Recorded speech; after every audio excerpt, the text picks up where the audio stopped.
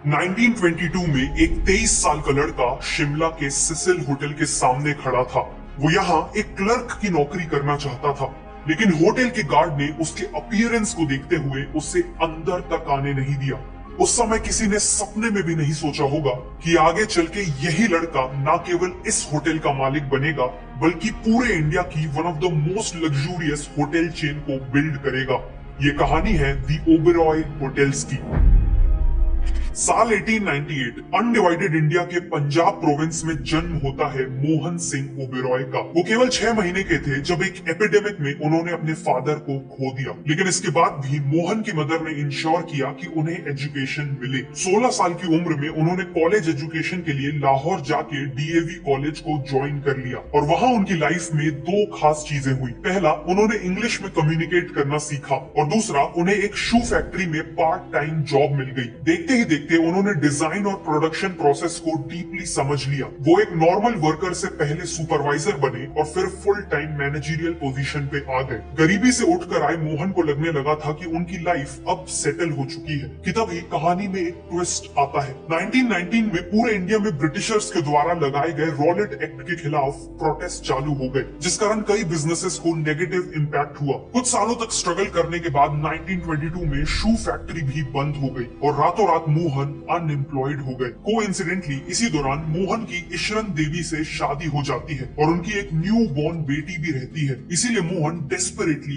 काम ढूंढ रहे थे और तभी उन्होंने एक ऐसे शहर जाने का फैसला किया जो उनकी पूरी जिंदगी बदल देने वाला था, और वो शहर था शिमला। गर्मियों में शिमला ही ब्रिटिश इंडिया का कैपिटल हुआ करता था, जिस कारण यहाँ हाई रैंकिंग ऑफिशियल्स और टूरिस्ट का आना जाना लगा रहता था, और इसीलिए ये काम ढूंढने के लिए एक परफेक्ट शहर था। लेकिन अनफॉर्चुनेटली मोहन शिमला में अपने पहले ही जॉब इंटरव्यू में रिजेक्ट हो गए। वो डिसअपॉइंटमेंट में चलते जा रहे थे कि तभी उन्होंने अपने आप को एक आलीशान बिल्डिंग के सामने पाया। वो शिमला के सबसे popular hotel the Cecil hotel आ पहुंचे थे। उन्होंने वहां के हाई प्रोफाइल गेस्ट्स और टॉप नॉच स्टाफ को देखा, जिसके बाद उन्होंने ठान लिया कि वो तब तक शिमला नहीं छोड़ेंगे जब तक उन्हें सिसिल में जॉब न मिल जाए। उन्होंने गहरी सांस ली और कॉन्फिडेंटली अंदर जाने लगे, लेकिन सिसिल के गार्ड ने उनकी अपीयरेंस को देखते हुए उन्हें अंदर जाने नहीं दिया। पर मोहन इतनी जल्दी हार मानने वाले नहीं थे। उन्होंने होटल के बाहर तब तक वेट किया जब तक होटल के मैनेजर बाहर नहीं आए। मैनेजर के आते ही मोहन कॉन्फिडेंटली उनके पास गए और कहा, I am looking for a job sir, do you have a vacancy at the Cecil? Mohan की इंग्लिश सुनकर मैनेजर काफी इंप्रेस हुए और अगले ही दिन उन्हें द सिसिल होटल में 50 रुपए पर मंथ की सैलरी पे क्लर्क की नौकरी मिल गई। सिसिल में मोहन की मेन रिस्पॉन्सिबिलिटी थी कोल की सप्लाई और स्टॉक मैनेज करना। जल्द ही उन्हें आइडिया आया कि कोल डस्ट बॉल्स यूज करके होटल का बहुत पैसा बच सकता है। ये बॉल्स न केवल सस्ती हैं, बल्कि ये अपनी स्लो बर्निंग कैरेक्टरिस्टिक के कारण रात भर बॉयलर्स को चालू रख सकती है और सुबह बस थोड़ी सी नॉर्मल कोल ऐड करके पानी जल्दी गर्म हो सकता है। उन्होंने ये आइडिया इम्प्लीमेंट किया और होटल का बहुत फायदा हुआ। इसके अलावा मोहन को टाइपिंग और शॉर्ट हैंड राइटिंग भी आती थी, इसीलिए जल्द ही उन्होंने मैनेजर को डॉक्यूमेंटेशन और लेटर्स लिखने में असिस्ट करना चालू कर दिया। ये सब देखकर मैनेजर ने उन्हें प्रमोट करके गेस्ट क्लर्क बना दिया और सैलरी भी बढ़ा दी। सिसिल होटल में यूजुअली केवल वीआईपी गेस्ट आते थे और मोहन इन गेस्ट्स के बिहेवियर और प्रेफरेंसेस को डीपली ऑब्जर्व करते थे। साथ ही साथ उन्होंने खुद से ही कई और रिस्पॉन्सिबिलिटीज जैसे कैशियर की रिस्पॉन्सिबिलिटी भी ले ली थी, जिस कारण उन्हें गेस्ट से पर्सनल इंटरेक्शन करने का मौका मिलता था। इन सब के कारण 1925 तक वो न केवल वीआईपी गेस्ट से डील करने में एक्सपर्ट बन चुके थे, बल्कि उनमें होटल के सभी ऑपरेशंस की गहरी समझ आ चुकी थी। इसी बीच सिसिल के मैनेजर ने अपना खुद का होटल खरीदने का फैसला किया। उन्होंने शिमला में ही 50 कमरों का कार्लटन होटल खरीद लिया। मैनेजर का नाम क्लार्क्स था, इसीलिए उन्होंने होटल का नाम बदलकर क्लार्क्स होटल रख दिया। उन्हें पता था कि मोहन को होटल इंडस्ट्री की एक्सेप्शनल समझ आ चुकी है, इसीलिए उन्होंने मोहन को क्लार्क्स होटल ज्वाइन करने का ऑफर दिया, लेकिन एक क्लर्क की तरह नहीं, बल्कि एक पार्टनर की तरह। मोहन को अब क्लार्क्स होटल के प्रॉफिट्स का छोटा सा हिस्सा मिलने वाला था। पार्टनर बनते ही होटल की पूरी रिस्पॉन्सिबिलिटी मोहन पे आ चुकी थी और ऐसा होते ही उन्होंने क्लार्क्स होटल को पूरी तरह से ट्रांसफॉर्म कर दिया। उन्होंने तुरंत होटल को रिनोवेट किया, खास तौर पे बार को अपग्रेड किया, जिससे वहां यंग गवर्नमेंट एम्प्लॉइज आने लगे। उन्होंने ब्रिटिश ऑफिसर्स से पर्सनली कनेक्ट करके उन्हें अपने नए होटल में इन्वाइट किया और पर्सनलाइज सर्विसेज ऑफर की। और फाइनली उनकी वाइफ इशरन देवी ने इंश्योर किया कि वो होटल की हर सप्लाईज को खुद मार्केट में जाकर लाएं, ताकि क्वालिटी, क्वांटिटी और प्राइस में कोई कॉम्प्रोमाइज ना हो। इन सब के चलते चलते कुछ ही महीनों में क्लार्क्स होटल की ऑक्यूपेंसी डबल होकर 80% तक पहुंच गई। लेकिन फिर कुछ ऐसा होता है जिससे ये पूरा होटल उनके हाथ से एक झटके में छिन सकता था। क्लार्क्स की वाइफ काफी बीमार पड़ जाती है और क्लार्क्स डिसाइड करते हैं कि वो होटल को 20,000 रुपए में बेच के इंग्लैंड लौट जाएंगे। मोहन काफी डिसअपॉइंटेड थे। इतनी मेहनत के बाद भी अब इस होटल का फ्यूचर अनसर्टेन था और उनके पास इसे खुद खरीदने के पैसे नहीं थे। सिचुएशन को देखते हुए ईशरन देवी ने अपनी पूरी ज्वेलरी बेच दी, लेकिन इसके बाद भी उनके पास सफिशिएंट पैसे इकट्ठा नहीं हो पाए थे। बचे हुए पैसों को अरेंज करने के लिए मोहन ने अपने गांव के एक मनी लेंडर से हाई इंटरेस्ट पे लोन ले लिया। रिस्क बहुत बड़ा था, लेकिन उन्हें भरोसा था कि वो प्रॉफिट्स कमा के इस लोन को चुका देंगे। 34 की एज में मोहन सिंह ओबरॉय क्लार्क्स होटल के मालिक बन चुके थे, लेकिन साथ में उनके ऊपर बहुत बड़ा डेट भी था। इसीलिए मोहन और ईशरन देवी ने पहले से भी ज्यादा मेहनत की और पर्सनली काफी फ्रूगली रहते हुए सभी अर्निंग्स को होटल में री इन्वेस्ट किया। अल्टीमेटली 2 साल के अंदर ही उन्होंने क्लार्क्स होटल को सक्सेसफुली रन करते हुए पूरा लोन चुका दिया। मोहन के सक्सेस का एक मेन कारण था उनकी कम्युनिकेशन स्किल्स। उन्होंने इंग्लिश लैंग्वेज में स्ट्रॉन्ग कमांड हासिल कर ली थी, जिस कारण वो न केवल सिसिल के मैनेजर को इम्प्रेस कर पाए थे, बल्कि अपने होटल्स के हाई प्रोफाइल गेस्ट से भी सक्सेसफुली डील कर पाते थे। और आज के दिन तो करियर सक्सेस के लिए इंग्लिश की इंपॉर्टेंस और भी ज्यादा बढ़ चुकी है। इसीलिए अपनी इंग्लिश को इंप्रूव करने के लिए मैं डुओलिंगो ऐप को यूज करता हूँ, जो बिल्कुल फ्री है। Let me show you. अब इस एक्सरसाइज में मुझे इंग्लिश से हिंदी में ट्रांसलेशन करना है। This is my office. Is this your office, Neha? Is this your office, Neha? तो आपने देखा कितना सिंपल है, राइट? इस ऐप के थ्रू अपनी इंग्लिश को ब्रश अप करने के लिए मैंने इंटरमीडिएट इंग्लिश कोर्स लिया और मुझे रियल लाइफ सिनेरियोज में काफी इंप्रूवमेंट दिखी। मुझे इस ऐप की सबसे अच्छी बात ये लगी कि ये पूरी लर्निंग प्रोसेस को गेमिफाई करके उसे काफी फन बना देता है। अगर आपको भी अब्रॉड जाना है, बेटर जॉब चाहिए या सिंपली प्रोफेशनल सिनेरियोज में ज्यादा कॉन्फिडेंट फील करना है, तो ये ऐप आपके लिए है। ऐप का लिंक नीचे डिस्क्रिप्शन और पिन कमेंट में है, तो फटाफट डाउनलोड कर लीजिए। लेकिन अब मोहन अपनी लाइफ में केवल एक 50 रूम के होटल तक लिमिटेड नहीं रहना चाहते थे। वो अब होटल बिजनेस का पूरा एम्पायर बिल्ड करना चाहते थे। इसी दौरान उन्हें पता चला कि कलकत्ता में एक होटल लीज पे अवेलेबल था और ये होटल था द ग्रैंड होटल। 500 रूम्स के साथ ग्रैंड होटल न केवल कलकत्ता बल्कि पूरे इंडिया का one of the biggest and most prestigious hotel था। ये होटल कलकत्ता की पहली बिल्डिंग्स में से एक था जिसमें हाइड्रोलिक लिफ्ट थी और सालों से इसने रॉयल फैमिलीज, सेलिब्रिटीज और डिग्नेटरीज को होस्ट किया था। लेकिन रिसेंटली यहाँ कंटेमिनेटेड वाटर के कारण टाइफॉइड आउटब्रेक हो गया था, जिसमें 6 लोगों की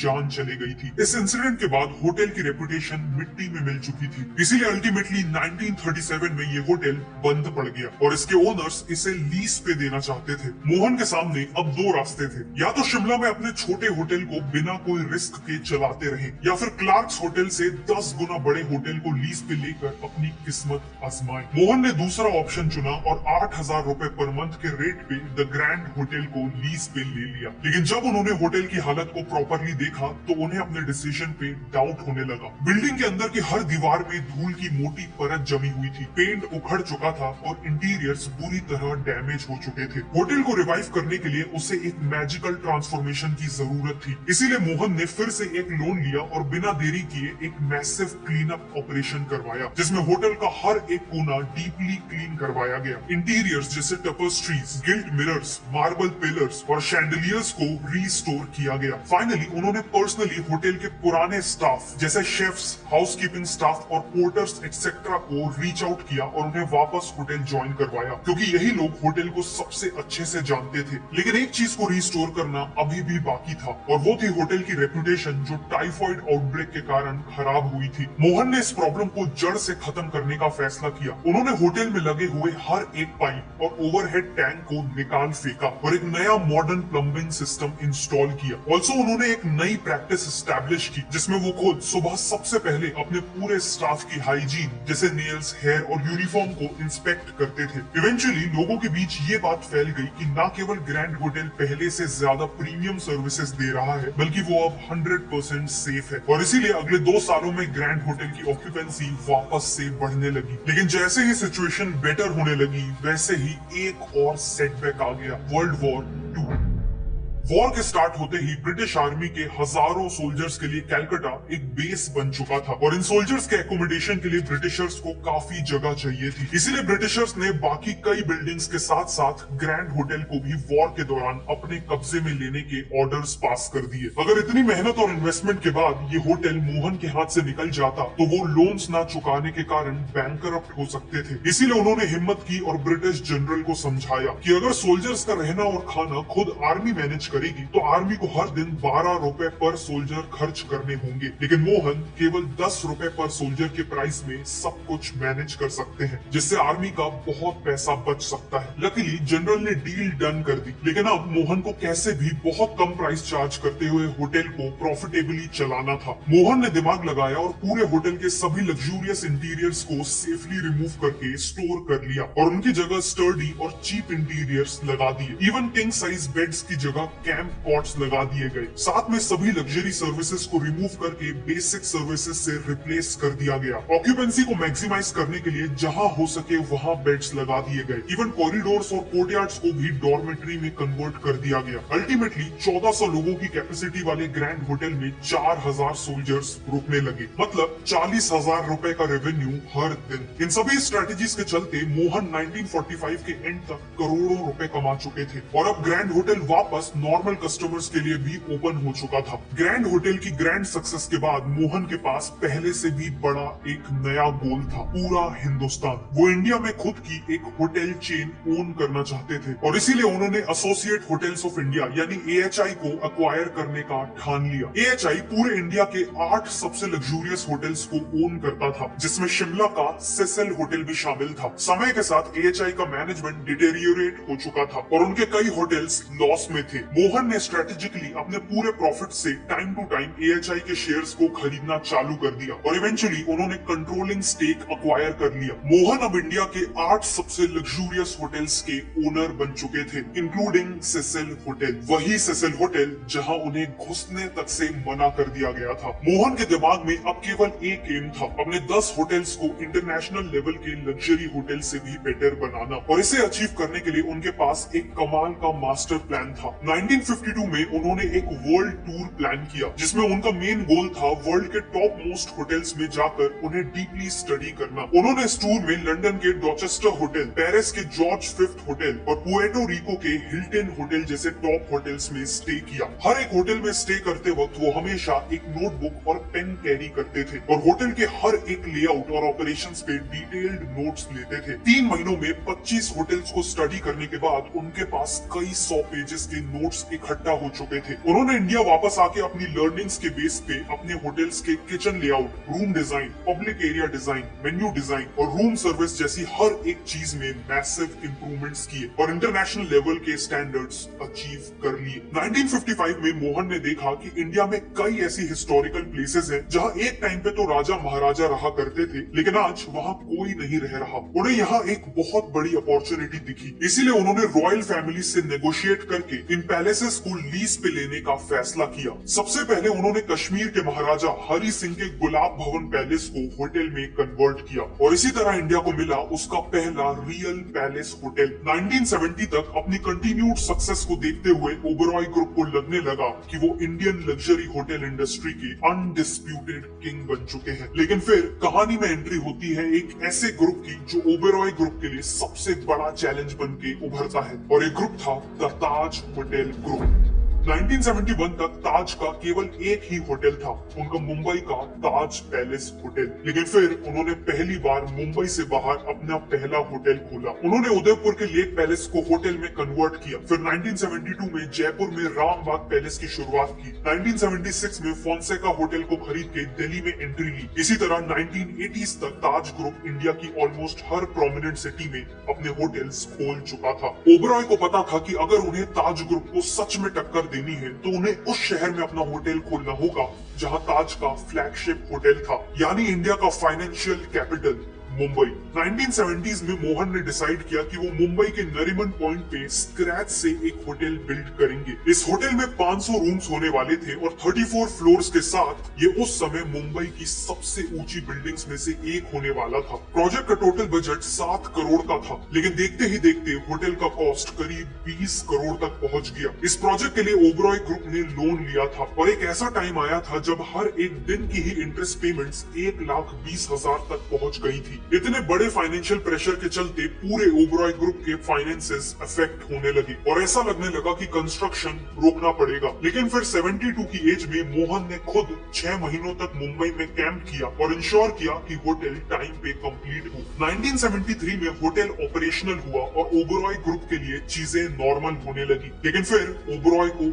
एक और झटका मिलता है। 1975 में इंदिरा गांधी इंडिया में इमरजेंसी घोषित कर देती है, जिस कारण देश में एक इकोनॉमिक डाउनटर्न आ गया और फॉरेन और डोमेस्टिक ट्रैवलर्स की कमी हो गई। इसका सबसे ज्यादा इम्पैक्ट हुआ होटल इंडस्ट्री को। ओबरॉय ग्रुप का डेट इस हद तक बढ़ गया कि उन्हें अपने मुंबई के होटल को बेच देने तक का प्रेशर था, लेकिन मोहन ने ऐसा नहीं होने दिया। इसी दौरान उन्होंने देखा कि लेबनान में सिविल वॉर चालू हो गई है, जिस कारण अरब कंट्रीज के कई हाई नेटवर्थ इंडिविजुअल्स जो पहले बिजनेस या लेजर के लिए लेबनान जाते थे, वो इंस्टेड मुंबई आने लगते हैं। मोहन ने इस अपॉर्चुनिटी को पहचाना और एक मास्टर प्लान तैयार किया। उन्होंने अपने होटल्स के 200 स्टाफ मेंबर्स को क्रैश कोर्स देके अरेबिक सिखवाई ताकि वो अरब गेस्ट से इफेक्टिवली कम्युनिकेट कर सके। होटल के डॉक्यूमेंट्स जैसे room service directory, menu cards etcetera को अरेबिक स्क्रिप्ट्स में प्रिंट करवाया। अपने पूरे फूड मेन्यू को मॉडिफाई करके उनमें अरब डिशेस ऐड की। इन स्ट्रेटजीज के चलते ओबरॉय होटल अरब गेस्ट्स के लिए फर्स्ट चॉइस होटल बन गया और अगले कुछ ही सालों में ओबरॉय ने न केवल अपना लोन पे ऑफ कर दिया,